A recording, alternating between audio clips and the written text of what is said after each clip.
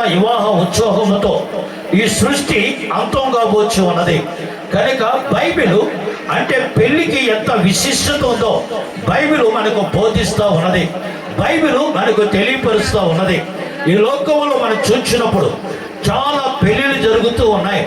ఎన్ని పెళ్లిళ్ళు జరుగుతున్నాయో అన్ని విడాకులు కూడా జరుగుతూ ఉన్నాయి. కనుక ఈ కుటుంబ వ్యవస్థ చిన్నభిన్నమైపోతూ ఉంది, ఈ కుటుంబ వ్యవస్థ పాడైపోతూ ఉన్నది. కనుక ఈ కుటుంబ వ్యవస్థని ఏ విధంగా సరే పటిష్ఠించాలి, దీన్ని జాగ్రత్త పరచాలి అని కొంతమంది కూర్చొని, ఇందాక పెద్ద మనుషులు కూర్చున్నట్టుగా కూర్చొని ఒక ఆలోచనకు వచ్చి, కనుక ఈ కుటుంబ వ్యవస్థ పాడైపోవడానికి కారణం, ఈ కుటుంబ వ్యవస్థ పటిష్టంగా చేయాలంటే కారణం ఏం చేయాలా అని అడిగారు. తర్వాత ఒక వ్యక్తి ద మాస్టర్ ఆఫ్ ఫిలాసఫీ చదివినటువంటి ఒక వ్యక్తి దగ్గర పోయి అడిగారంట, అయ్యా ఈ కుటుంబ వ్యవస్థ చిన్నభిన్నమైపోతా ఉంది, కనుక ఈ కుటుంబ వ్యవస్థని సరిచేయడానికి please give me some definition about marriage, marriage గురించి ఏదైనా ఒక డెఫినేషన్, ఒక సలహా ఆ కుటుంబం పటిష్ట చేయడానికి అని అడిగితే ఆయన ఈ విధంగా సలహా ఇచ్చాడు. ఒక కుటుంబం హ్యాపీగా సాఫీగా సాగిపోవాలంటే they want to do 2 things అన్నాడు.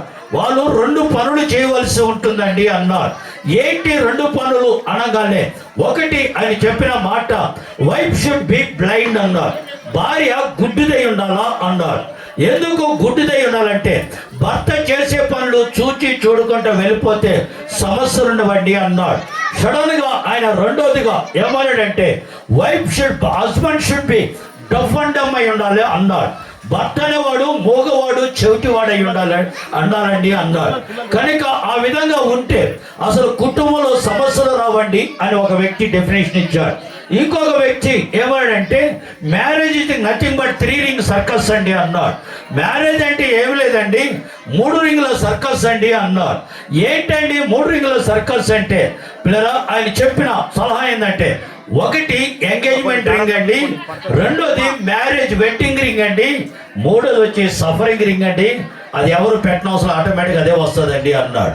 అదే వస్తుందండి ఆటోమేటిక్, ఎవరు పెట్టనవసరం లేదు అన్నాడు. కనుక ఈ లోకం ఇచ్చే డెఫినేషన్స్ చాలా ఉంటాయి. కనుక డెఫినేషన్స్, లోకం ఇచ్చే డెఫినేషన్స్ కంటే కూడా what Bible says, what God says, దేవుడు ఏం చెప్తున్నాడు అది మనకు అవసరం. అందుకే బైబిల్ చెప్తున్నది, హెబ్రీయులకు రాసిన గ్రంథకర్త అంటాడు, వివాహం అన్ని విషయములో ఘనమైనది అన్నాడు. వివాహము అన్ని విషయములో అది ఘనమైనది అన్నాడు. ఈ ఘనమైన కార్యాన్ని తిలకించడానికి, ఈ ఘనమైన కార్యాన్ని చేయడానికి, ఈ ఘనమైన కార్యములో పాలు పొందడానికి మనమందరం కూడా ఇక్కడికి వచ్చాం. కనుక పిల్లలు మీరు జాగ్రత్తగా మీరు ఆలోచించాలి. బైబిల్లో మనం చూసినప్పుడు 4 వివాహాలు బైబిల్లో రాయబడి ఉన్నాయి. 3 వివాహాలు జరిగిపోయినాయి, 4వ వివాహం జరగవలసి ఉన్నది. మొట్టమొదటి పెళ్లి ఆదికాండములో 2వ అధ్యాయంలో దేవుడు పెళ్లి చేశాడు. ఆదామవ్వల యొక్క వివాహాన్ని దేవుడు జరిగించాడు. ఆదామవ్వల యొక్క వివాహాన్ని దేవుడు జరిగించాడు. కనుక మొట్టమొదట దేవుడే వాళ్ళ మధ్యన ఉండి వారికి వివాహాన్ని జరిగించాడు. రెండవదిగా మనం చూసినప్పుడు ఆదికాండం 24వ అధ్యాయంలో అబ్రహాము కుమారుడు అంటాడు ఎలియాజరు యొక్క వివాహాన్ని అక్కడ వివాహాన్ని అంటే ఈసాకు యొక్క వివాహాన్ని ఎలియాజరు పక్కనే ఉండి ఆయన వివాహాన్ని జరిగించాడు. మూడవదిగా మనం చూసినప్పుడు యేసు క్రీస్తుల ప్రభుల వారు ఆయన యోహాను సువార్త 2వ అధ్యాయంలో ఆ కానాన్ అనేటువంటి ఊరిలో ఆయన దగ్గర ఉండి ఆ 3వ వివాహాన్ని ఆయన జరిగించాడు. కానీ 4వ వివాహము జరగవలసి ఉంది, అది యేసు క్రీస్తు ప్రభుల వారితోనే. ప్రకటన గ్రంథం 19వ అధ్యాయంలో యేసు క్రీస్తు ప్రభుల వారితోనే వివాహము జరగవలసి ఉంది. కనుక పిల్లల ఈ 3 వివాహాల గురించి నేను కొన్ని మాటలు చెప్పి నేను ముగించడానికి నేను ప్రయత్నం చేస్తాను. పిల్లల మొదటి వివాహములో దేవుడు ఆదామవ్వల వివాహాన్ని చేశాడు. దేవుడు మొట్టమొదట ఆదామును చేశాడు. ఆదామును ఎలా చేశాడు అంటే ఆయన మట్టి తీసుకొని ఆ మట్టిని ఒక ముద్దగా తయారు చేసి తన నాసిక రంధ్రములో జీవాత్మనుదగా మానవుడు జీవాత్మయను అని దేవుని వాక్యము మనకు క్లియర్గా స్పష్టముగా మనకు బోధిస్తూ ఉన్నది. కానీ ఆదాముని దేవుడు చేసినప్పుడే అవ్వను కూడా దేవుడు చేయగలడు. ఇద్దరిని కూడా ఒకే రోజున ఒకే సమయంలో దేవుడు చేయగలడు. కానీ దేవుడు ఆ విధంగా చేయలేదు. ఎందుకు చేయలేదు అంటే, ఒకవేళ దేవుడు కాన వాళ్ళిద్దరిని కూడా ఒకే రోజున ఒకే సమయంలో కాన దేవుడు చేసి ఉంటే ఏమి జరుగునే తెలుసా? ఆదాము కళ్ళు తెరిచిన వెంటనే అవ్వను చూచుండేవాడు కనుక మూడవ స్థానంలోకి దేవుడు వెళ్ళుండేవాడు. దేవుని ఉద్దేశం అది కాదు. ఆదామును దేవుడు మొట్టమొదట ఆదాముని చేయడానికి కారణం ఏంటంటే, ఇక్కడ చూడాలి డేవిడ్, ఆదాము కళ్ళు తెరిచిన వెంటనే దేవుడు నన్నే చూడాలనుకున్నాడు కనుక పిల్లల, ఆ తర్వాత దేవుడు ఆదాము ప్రక్కల నుంచి ఎముకను తీసి అవ్వను తయారు చేశాడు. అవ్వను ఎక్కడ తయారు చేశాడంటే, ఆదాము ప్రక్కల నుంచి ఎముకను తీశాడు, కానీ ఆదాము ప్రక్కలో చేయలేదు. ఏదేను వనములో ఎక్కడో చేసి ఆదాము దగ్గరికి తోడుకొని వచ్చాడు. అయితే ఆదాము ప్రక్కలోనే కన్నా అవ్వని చేసి ఉంటే అవ్వ కూడా కళ్ళు తెరిచిన వెంటనే ఆదామును చూచుండేది. అవ్వ దేవుడు మూడో స్థానంలోకి వెళ్ళి ఉండేవాడు.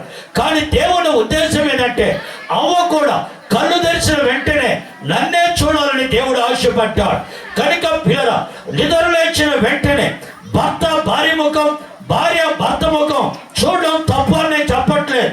అన్నిటికంటే ప్రాముఖ్యంగా నువ్వు నిద్ర లేచిన వెంటనే ఈ లోకములో బ్రతకడానికి నీకు ఆయుష్నిచ్చిన దేవుడు, నీకు బలమనిచ్చిన దేవుడు, నీకు శక్తినిచ్చిన దేవుడు, ఈ లోకంలో బ్రతకడానికి ఆయన కృపనిచ్చి ముందుకు నడిపించిన దేవుడు, ఆ సృష్టికర్తమైన దేవుని వైపు చూడు.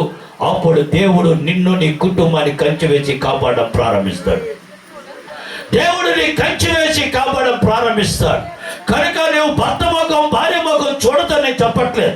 అన్నిటికంటే ప్రాముఖ్యంగా నువ్వు నిద్ర లేచిన వెంటనే నువ్వు దేవుని వైపు చూడడం ప్రారంభించు. దేవుడు నీ వైపు చూసి నేను కనికరించి కృప చూపించి నీ కుటుంబాన్ని చక్కగా నడిపించగలడు. దేవుడు చక్కగా నీ కుటుంబాన్ని నడిపించగలడు.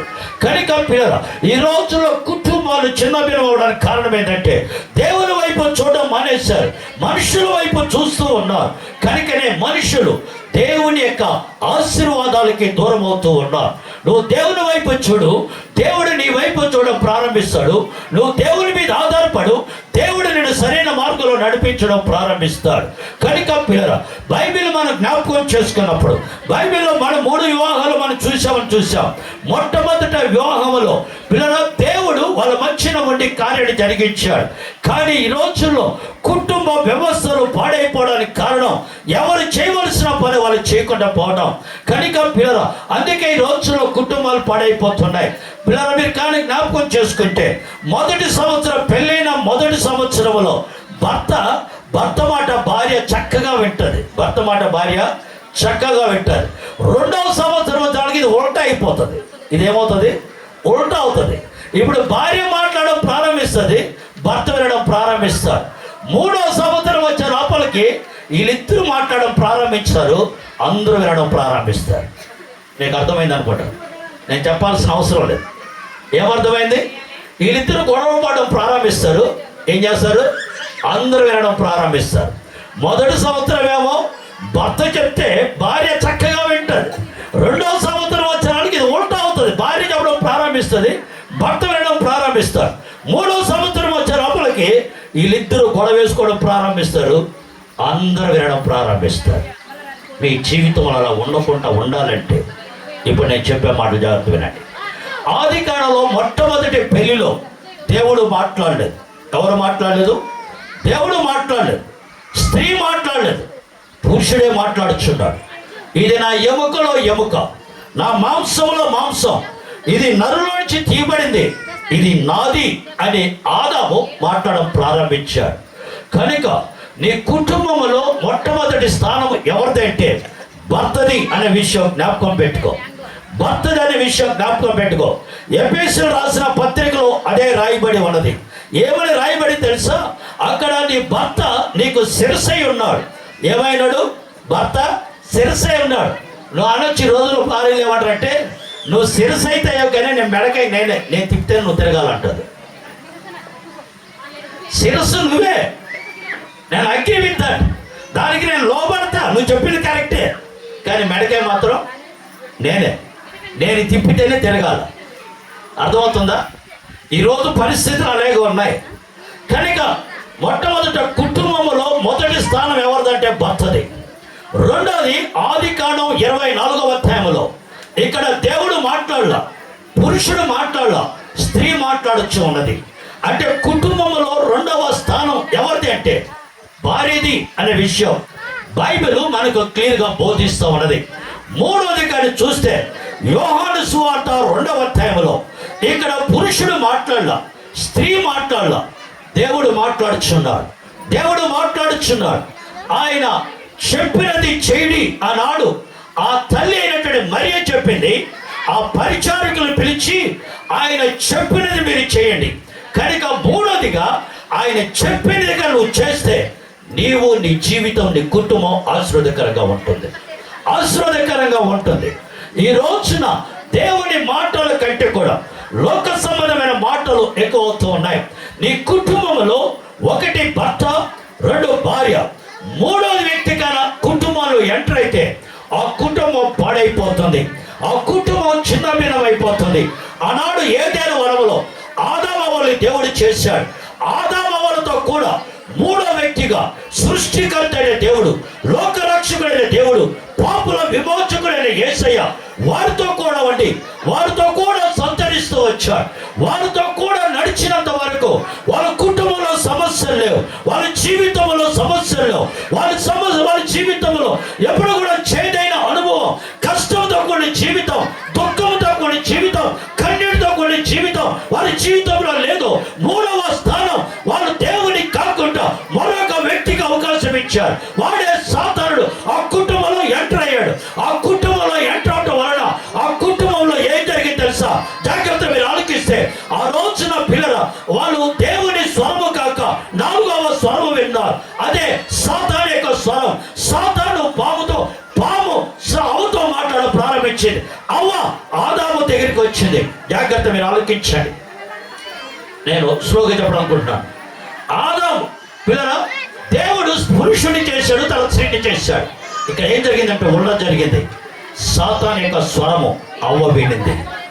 అవ్వ యొక్క స్వరము ఆదాము విన్నాడు. దాని ఫలితం ఏమి జరిగిందో తెలుసా? దాని ఫలితం ఏం జరిగిందో తెలుసా? దేవుడు పాముని శపించాడు. నువ్వు బ్రతుకాలం అంతా కూడా మట్టి తిని బ్రతుకుతావు. నువ్వు బ్రతుకాలం అంతా కూడా కడుపుతో పాకుతూ నువ్వు బతకవలసి వస్తుంది. అంత మాత్రమే కాదు, ఆ అవ్వని అంటే పాముని శపించాడు. రెండోది అవ్వని శపించాడు. ఆ పండు నేను తినద్దని చెప్పాను. ఆ పండు నువ్వు తిన్నావు కనుక ఎవరు స్వరం విన్నావు? ఆ సర్పాన్ని యొక్క స్వరం విన్నావు కనుక దేవుడు అన్నాడు, నీ ప్రసవ వేదన నేను అధికం చేస్తున్నాను. నీ ప్రసవ వేదన అధికం చేస్తున్నాడు. స్త్రీకి దేవుడు శాపం పెట్టాడు. అదేవిధంగా అవ్వ స్వరము ఆదాము విన్నాడు కనుక ఆదాముని దేవుడు శపించడం ప్రారంభించాడు. నువ్వు బ్రతుకు తినమన్నట్టుగా కూడా చెమట నోర్చి భూమిని చేతపరిచి నీ కుటుంబాన్ని ఏలవలసి వస్తుంది. నీ కుటుంబాన్ని వేలవాలి కనుక పిల్లల, నీవు కాన దేవుని స్వరము కాక నీవు మరొక స్వరము వింటే నీ జీవితంలో వచ్చే పరిస్థితులు ఇలాగుంటాయి. కనుక జాగ్రత్త కలిగి, భయం కలిగి జీవిస్తాం. అంతే మాత్రమే కాదు, మీరు కాన బైబిల్ మీరు జ్ఞాపకం చేస్తే డేవిడ్ని నేను సూటిగా 3 ప్రశ్నలు వేయాలనుకుంటూ ఉన్నా. భయపడకు. కనుక పిల్లలు, ఆదాముని ఆ స్త్రీని ఎక్కడి నుంచి చేశాడు? నీ భార్య ఎక్కడి నుంచి వచ్చింది? గట్టిగా ఎముకలు. ఎక్కడ? ప్రక్కటి ఎముకలు చాలా ఉన్నాయి. మనిషి శరీరంలో 206 ఎముకలు ఉన్నాయి. ఎన్ని? 206 ఎముకలు ఉన్నాయి. పుట్టినప్పుడు 300 ఎముకలతో పుడతాడు. పుట్టిన బిడ్డ 300 ఎముకలతో పుడతాడు. అవి ఒకటి అతుక్కొని ఆఖరికి 206 ఎముకలతో సెట్ అవుతుంది. అర్థమైందా? 206 ఎముకలు ఉన్నాయి. ఏ ఎముకలు తీశాడు? అది ఏ ఎముక? ప్రక్కటి ఎముక. ఏ కాళ్ళ కింద తీయచ్చుగా? కాళ్ళ నుంచి కాళ్ళ కింద కానీ తీస్తే ఇప్పటికే స్త్రీని కాళ్ళ కింద వేసి తొక్కుతా ఉన్నారు. కనుక నువ్వు కాళ్ళ కింద నీ భార్య ఉండకూడదు. నెత్తి మీద నుంచి తీయచ్చు. ఇప్పటికే మెడాడిస్తాం, తలకాయ ఆడిస్తుంది కదా. నెత్తి మీద తీస్తే నెత్తి మీద ఎక్కువ కూర్చుంటుంది. కనుక దేవుని ఉద్దేశం అది కాదు. నువ్వు కింద ఉండాలనో నువ్వు పైన ఉండాలని కాదు. దేవుడు ప్రక్కలో తీయడానికి కారణం, నా భార్య నాతో కూడా సమానం అని గుర్తు చేయడానికి దేవుడు నీ ప్రక్కలో తీశాడు. ఎక్కడ ఆమె ఎక్కడ ఉండాలా? అంతేకాని కాళ్ళ కింద ఉండకూడదు, కాళ్ళతో తనడానికి కాదు. అర్థమైందా? ప్రక్కలో తీశాడు. భార్య నాతో కూడా సమానం అని గుర్తు చేయడానికి ఎక్కడి నుంచి తీశాడు? ప్రక్కన రెక్క కింద తీశాడు. ఎక్కడి నుంచి తీశాడు? రెక్క కింద తీశాడు. అంటే రెక్క కింద తీశాడు అంటే అర్థమైందంటే భర్త ఎల్లప్పుడూ భార్యకి కాపుదల ఇవ్వాలి. ఏమివ్వాలా? కాపుదల. ఎక్కడుంది? రెక్క కింద ఉంది. కనుక భర్త ఎల్లప్పుడూ భార్యకి కాపుదల ఇవ్వాలి. కంఫర్ట్ అంటే జాగ్రత్త వహించాలి. అర్థమవుతుందా? మూడోది ఎక్కడిని తీశాడు? ప్రక్కనేనా? ఇంకెక్కడ తీయలేదు, ప్రక్కనే. ప్రక్కలో తీశాడు అంటే హృదయానికి దగ్గర తీశాడు. ఎక్కడ తీశాడు? హృదయానికి దగ్గరలో తీశాడు. అంటే అర్థం ఏంటి? ఎల్లప్పుడూ భార్యని ప్రేమించాలి. ఏం చేయాలా? ప్రేమించాలి. ఏం చేస్తావు? ప్రేమిస్తావా? ప్రేమించాలి. What is the love? Some attraction between two person. ప్రేమ అంటే ఏంటి? ఒకరి వచ్చిన ఒకరికి వాళ్ళ సుగుణాలు జ్ఞాపకం చేసుకుంటూ ప్రేమించబడాలి. అర్థమవుతుందా?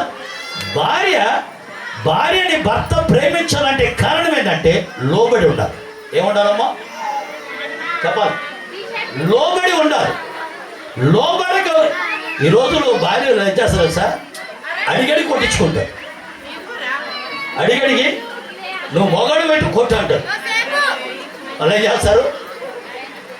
నేను మొగడు కాదు చూపించుకుంటారు వాళ్ళు. ఈ రోజులు ఫ్యాషన్ అయిపోయింది. వాళ్ళకి ఏదో కోపం చేసాడు అనుకో, దెబ్బలు పడతాయన్నాడు అనుకో, నువ్వు మొగడు మీతో కొట్టు. ఇప్పుడు మొగడు కాదు తెలుసుకోవాలిగా. అర్థమైందా? కోపం రేపద్దు. ఏ రేపకూడదు? లోబడి ఉండాలి.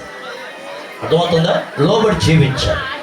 కనుక జాగ్రత్త సుమా. నేను క్లోజ్ చేస్తాను. What is the love? Some attraction between two person. అంటే వాళ్ళలో సుగుణాలు, మంచి గుణాలు మనం నేర్చుకోవాలి. చూసి దాన్ని ఏం చేయాలా? ప్రేమించాలి కదా. ఎలిమెంట్స్ ఎప్పటిదాకా ప్రేమించాలా? ఎప్పటిదాకా ప్రేమించాలి? Long life. ఎప్పటిదాకా? Long life. లాంగ్ లైఫ్ మన జీవితకాలం మనం ప్రేమించాలి. ఈ లోకములో మన జీవితం ఎంతవరకు కొనసాగాలో, ఎంతవరకు మనం జీవిస్తామో అంతవరకు మనం ప్రేమించాలి. ఓ means one another. It's not a love, it's not a one way communication, it's a two way communication. అంటే ప్రేమ అనేది ఒకవైపు నుంచి రాకూడదు. ఎక్కడి నుంచి రావాలా? రెండు వైపుల నుంచి రావాలి. ఎక్కడి నుంచి రావాలా? చెప్పాలి. Very good. రెండు వైపుల నుంచి రావాలి. అప్పుడే మనం ఫోన్ మాట్లాడుతూ ఉంటాం. కొన్నిసార్లు సిగ్నల్ లేకపోతే ఏం చేస్తుంది? సిగ్నల్ లేకపోతే ఏమవుతుంది? ఒక సైడే వినిపిస్తూ ఉంటుంది, ఇంకో సైడు వినపడదు. కారణం అదే. నీ జీవితంలో కూడా love it's not a one way communication, it's two way communication. ఇద్దరి మధ్యన ఆ ప్రేమ ఉండాలి. అప్పుడే ఆ ప్రేమ వికసిస్తుంది. వి మీన్స్ ఇట్స్ వాల్యుబుల్. అది చాలా విలువైనది. అందుకే బైబిల్లో మనం చూసినప్పుడు మొదటి కొరింథీయులకు రాసిన పత్రిక 13వ అధ్యాయంలో అపోస్తలుడైన పౌలు అంటాడు, అక్కడ ప్రేమల గురించి రాసుకుంటూ వస్తాడు. ప్రేమ అన్నింటినీ సహిస్తుంది, ప్రేమ అన్నింటినీ తాలుతుంది, ప్రేమ అన్నింటినీ కప్పుతుంది, ప్రేమ అన్నింటినీ సహిస్తుంది, ప్రేమ అన్నింటినీ కూడా అది ముందుకు నడిపిస్తుందని చెప్తూ లాస్ట్గా జరగని 3 పదాలతో ముగిస్తాడు. ఒకటి విశ్వాసము, నిరీక్షణ, ప్రేమ అని చెప్తూ చివరికి వచ్చేటప్పటికి వీటిలో శ్రేష్టమైనది ప్రేమ అని ముగించాడు. వీటిలో శ్రేష్టమైనది ప్రేమ అని ముగించాడు. కనుక ప్రేమ, ఆయన శాశ్వతమైన ప్రేమతో మనం ప్రేమిస్తున్నాడు. విడవకాయ మన ఎడల ఆయన కృప చూపుతూ ఉన్నాడు. తప్పిదాలు ఉంటాయి, పొరపాట్లు జరుగుతాయి, కానీ ఆ పొరపాటుని తప్పుగా నువ్వు చూడకూడదు. ప్రేమతో గద్దించాలి, ప్రేమతో క్షమించుకుంటూ ప్రేమ కలిగి ముందుకు సాగాలి. It's valuable. ఈ మీన్స్ ఎవర్ లాస్టింగ్. అది నిత్యము నిలిచి ఉండేది. ప్రేమ ఎప్పుడు నిలిచి ఉంటుంది, అది శాశ్వతమైనది. ఆ ప్రేమతో దేవుడు మనల్ని ప్రేమిస్తూ ఉన్నాడు. ఆ ప్రేమ కలిగి ముందుకు సాగుదాం. కుటుంబంలో అలాంటి జీవితాన్ని కలిగి ఉండాలి. కనుక ఈ సమయంలో నేను 3 మాటలు చెప్పిన ముగించేస్తాను. పిల్లలు, మొట్టమొదటి మనం కలవాల్సింది శరీరాలు కాదు. ఏం కలవకూడదు? తెలియదు కాదు. శరీరం ఆటోమేటిక్ కలుస్తాయి.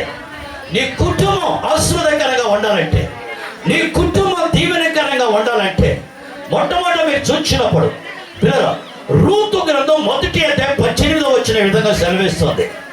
రూతుయు నయోమియు వాళ్ళ మనస్సులు కలిసాయి. ఏం కలవాలా? మొట్టమొదటి కలవాల్సిందేంటి? మనస్సులు కలవాలి. ఏం కలవాలా? మనస్సులో కలవాలి. శరీరాలు కాదు కలవాల్సిందే. కనుక మొట్టమొదట కలవాల్సిందంటే నీ మనసు ఏంటో ఆమెకు అర్థం కావాలి, ఆ మనసు ఏంటో నీకు అర్థం కావాలి.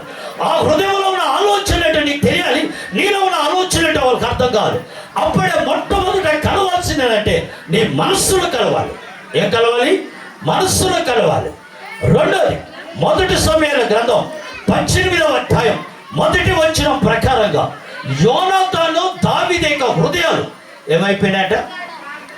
పెనవేసుకొని పోయాయి. 2 ఏం కలవాలి? చెప్పాలి. ఏం కలవాలి? హృదయాలు కలవాలి. 1 ఏం కలవాలి? మనస్సులు. 2ది హృదయాలు. 1 మనస్సులు కలవాలి, 2 ఏం కలవాలి? హృదయాలు కలవాలి. కొన్నిసార్లు ఈమె ఒకటి చెప్తాడు, ఆయన ఒకటి చేస్తాడు. ఈయన ఒకటి చెప్తాడు, ఆమె ఒకటి చేస్తాడు. అంటే ఏంటి? ఏం కలవట్లేదు? పొత్తు కుదరట్లేదు. ఏం కుదరట్లేదు? పొత్తు కుదరట్లేదు. 1 మనస్సులు, మనస్సులు కలవాలి, 2 ఏం కలవాలి? హృదయాలు కలవాలి. 3వది మీరు చూసినట్లయితే 2వ కొరింథీయులకు రాసిన పత్రిక 12వ అధ్యాయం 18వ వచనంలో అపోస్తలుడైన పౌలు అంటాడు, నాలోనూ తీతులోనూ ఒకే ఆత్మ పనిచేస్తుంది. ఏం పని చేయాలా? ఒకే ఆత్మ పనిచేస్తుంది. ఈ ఆత్మానుసారమైన జీవితాన్ని కొనసాగించాలి. శారీరకమైన జీవితం కాదు. ఆత్మచేత నడిపించబడితే నీ కుటుంబం ఆశీర్వాదకరంగా ఉంటుంది, నీ కుటుంబం దీవెనకరంగా ఉంటుంది, దేవుని కాపుదల ఉంటుంది, దేవుని భద్రత ఉంటుంది. కనుక జాగ్రత్త.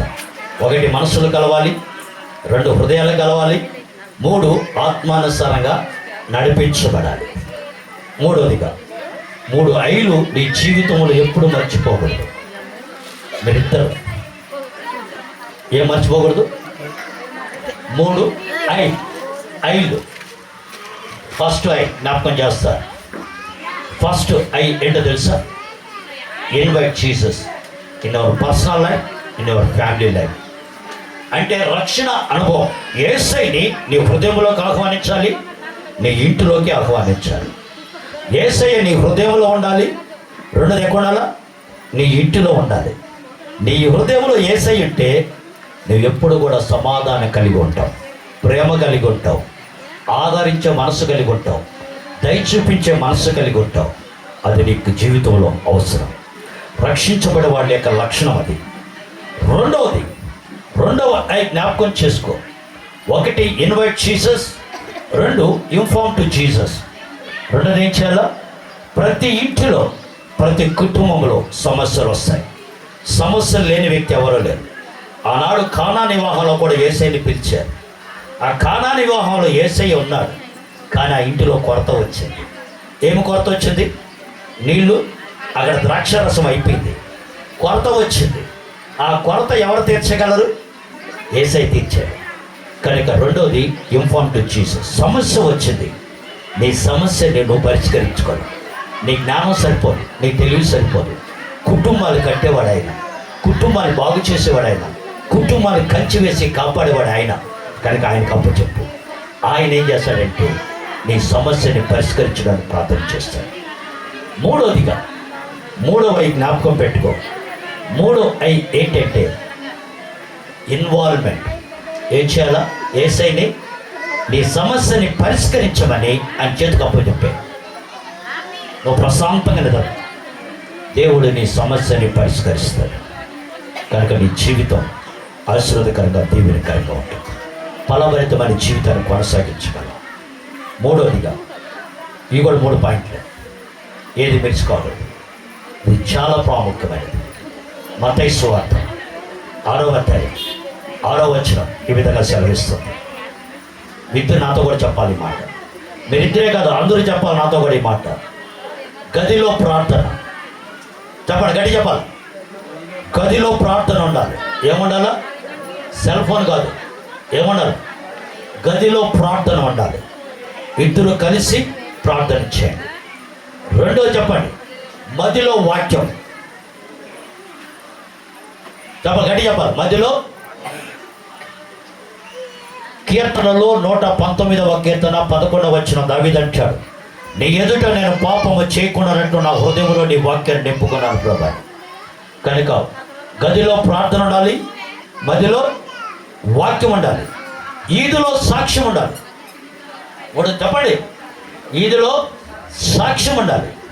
అర్థమవుతుందా? మూడోది ఏముండాలి? ఈదులో ఏం సాక్ష్యం ఉండాలా? ఏం సాక్ష్యం ఉండాలి? మంచి సాక్ష్యం ఉంటుంది, చెడ్డ సాక్ష్యమైనా ఉంటుంది. మంచి సాక్ష్యం. ఆనాడు యోహాను సువార్త 4వ అధ్యాయం 29, యోహాను సువార్త 4వ అధ్యాయం 39వ వచనంలో ఆ సమరయ స్త్రీ యేసయ్యని కలుసుకుంది. యేసయ్య ఆమెతో మాట్లాడాడు. ఆమె జీవితం మారింది. ఆమె వెళ్ళి ఊరికి చెప్పింది. ఊరే రక్షించబడింది. ఊరే రక్షించబడింది. కనుక జాగ్రత్త. 1 గదిలో ప్రార్థన, మధ్యలో వాక్యం, ఈదిలో సాక్ష్యం కలిగి జీవించండి. దేవుడు నిత్యం మీ కుటుంబానికి కంచి వేసి దేవుడు కాపాడతాడు. అట్టి కృప పరిశుద్ధాత్మ దేవుడు మీకు దయచేయను గాక. ఆమేన్. తల వంచని ప్రార్థన చేసుకుందాం. తల వంచని ప్రార్థన చేసుకుందాం. మహోన్నతుడా, పరిశుద్ధుడా, ప్రేమ నమ్మకమైన మా ప్రియ పరలోకపు తండ్రి, దయగల దేవా నీకు స్తోత్రాలు, నీకు వందనములు చెల్లిస్తున్నాము నాయన. ఈ మధ్యాహ్న కాల సమయంలో డేవిడ్ని బట్టి, నాయన జ్యోతిని బట్టి నీకు స్తోత్రాలు. బిడ్డల యొక్క వివాహంలో నాయన నా తండ్రి కొన్ని మాటలు నీ పక్షముగా నిలబడి మాట్లాడడానికి ఇచ్చిన కృపను బట్టి నీకు స్తోత్రాలు. బిడ్డలు దీవించండి.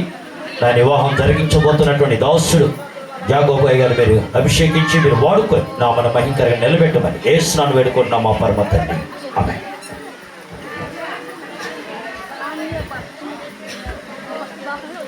Praise lord. మంచి సమయంలోకి వచ్చాము. స్త్రీ ఎలా ఉండాలి, పురుషుడు ఎలా ఉండాలి, దేవుడు సేవకునితో మాట్లాడాడు. మనకు ఫస్ట్ మంచి హృదయం కలిగి ఉండాలి, మంచి మనసు కలిగి ఉండాలి. అది ఉంటే అన్నిటికంటే ముఖ్యమైనది ప్రేమ కలిగి ఉండాలి. హల్లెలూయా. ఇటు వాక్యం దేవుడు దీవించును గాక. పెళ్లి కూతురు తల్లిదండ్రులు ముందుకు రావాలి, పెళ్లి కుమారుడు తల్లిదండ్రులు ముందుకు రావాలి.